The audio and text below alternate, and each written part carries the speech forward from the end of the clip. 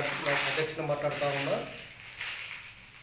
మరి గత 24వ తేదీన కేంద్ర ప్రభుత్వం ఆర్టీటీ యొక్క ఎఫ్సిఆర్ఏని రెన్యువల్ చేయడం నిజంగా ఎంతో అదృష్టంగా భావిస్తూ ఉన్నాం, ఎంతో ఆనందకర విషయంగా భావిస్తూ ఉన్నాం.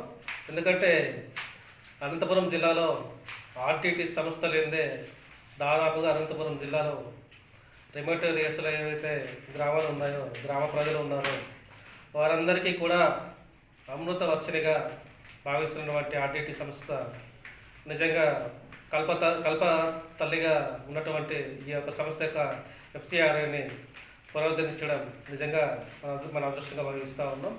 ఎందుకంటే చరిత్ర మనకు ఒకసారి గమనిస్తే దాదాపుగా అనంతపురం అనేది డ్రాప్అవుట్ ఏరియాగా మనకందరికీ తెలిసిన విషయమే.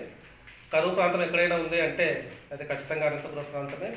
మరి అనంతపురం ప్రాంతంలో అత్యధిక కరువు ప్రాంతంగా ఉండి అక్షరాస్యత కానీ, పేద ప్రజలు కానీ, లేదా మనకు బరువు పెరిగిన వర్గాలు ఎక్కువ సంఖ్యలో ఉన్నటువంటి ప్రాంతంగా మనకు అందరికీ తెలిసిన విషయమే.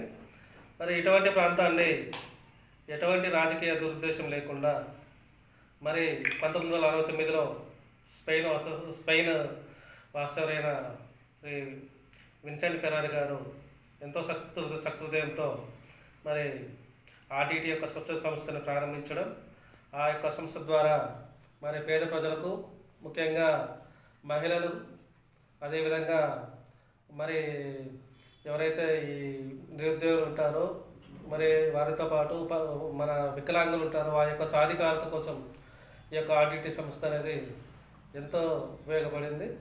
మరి ఈ యొక్క ఆర్టీటీ సంస్థ యొక్క ఎఫ్సిఆర్ఐ కొరకు మన రాష్ట్ర ప్రభుత్వంలో నారా చంద్రబాబు నాయుడు గారు, అదేవిధంగా లోకేష్ గారు వారు ఎంతో చొరవ చూపి కేంద్ర ప్రభుత్వంతో మాట్లాడి ఈ యొక్క ఎఫ్సిఆర్ఐని పునరుద్ధరించినందుకు తెలుగుదేశం పార్టీ తరఫున అనంతపురం జిల్లా ప్రజలందరికీ ధన్యవాదాలు తెలియజేస్తూ నాకు ఇచ్చినటువంటి యొక్క అవకాశానికి ప్రతి ఒక్కరికి పేరు పేరున ధన్యవాదాలు తెలియజేస్తూ ఉన్నాం.